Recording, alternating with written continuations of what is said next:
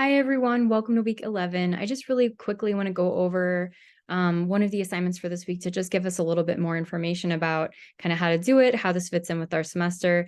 Basically, we have the scholarly article and the long form journalism article.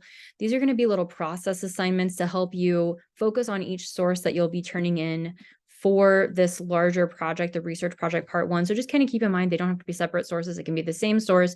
You're going to get double credit for doing it, one for the process work, one for turning it in here in the research project part one. You'll take the information from these process work assignments and basically just copy and paste them into these boxes here.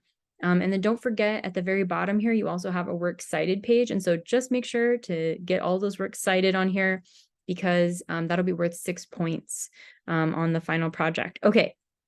So I wanted to show you how to search for a scholarly article. I know there's already instructions here, and some of you have already done this, but I just want to make sure because it can be a little bit confusing.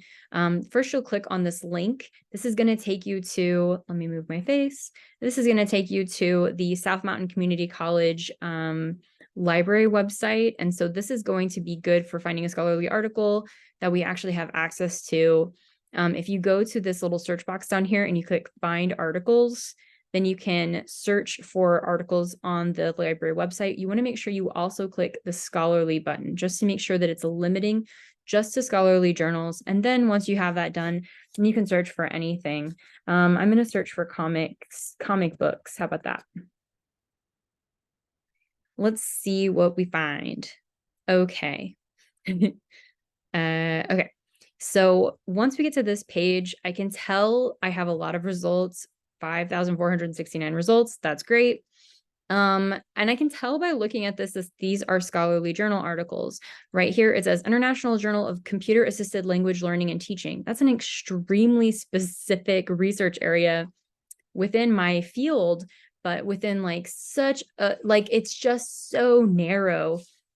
What this means is that the people who are working on this kind or who are reading this journal and submitting to this journal are experts in this extremely specific part of English, specifically composition teaching.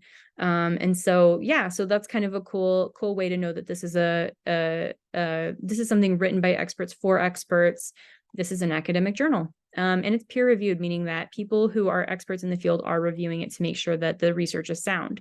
So if I look at this source, I will see that it has full text online, which means I can access the whole journal article. And if I click on it, then it's going to pull it up for me.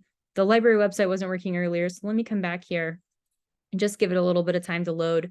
The other thing I was going to tell you is that one of the nice things about finding academic articles and scholarly articles in general is that the library is usually going to automatically cite this for you. And so if for this one, I want to go ahead and use this, I'm going to cite it. I click on these quotation marks right here, cite this item.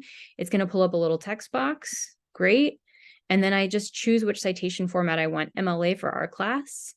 And then it's going to make a little MLA citation for me right here. I can just copy and paste this. It even has the text in italics for me. The only thing that I'm going to have to do is make sure that it matches the rest of the font of my paper and then that I have a hanging indent for it. But other than that, it's basically ready to go. And so that's really nice because these do have a lot of data to include in the citation, like the volume, the issue, super long title, usually lots of authors. I mean, it can get very confusing. So it's nice that they do it for us.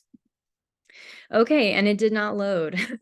I have another video going over scholarly articles, so just make sure you look at that. If you do have any questions about kind of how scholarly articles work, I'm going to break it down and pretty quickly. I just wanted to show you too, you also can go to Google Scholar, so that's just scholar.google.com. And then what's nice about this website, which I clearly typed in wrong because I can't see it because of the Zoom information being in the way, scholar.google. Okay, let me just click that. Okay, this is another way that you can find academic articles. And so again, if I look up comic books, this is going to bring up stuff. I can see over here if I have access to the full text. And so there will be a link to a PDF. PDFs are nice because this is how I can get my page number information. But then if I want to cite this, then I can also just click, again, it's these little quotation marks, cite, and it's going to pop up a little box for me here.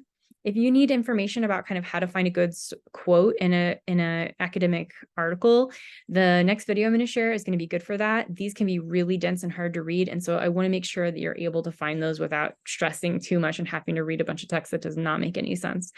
All right. I hope that this has been helpful, and I look forward to seeing the sources that you found.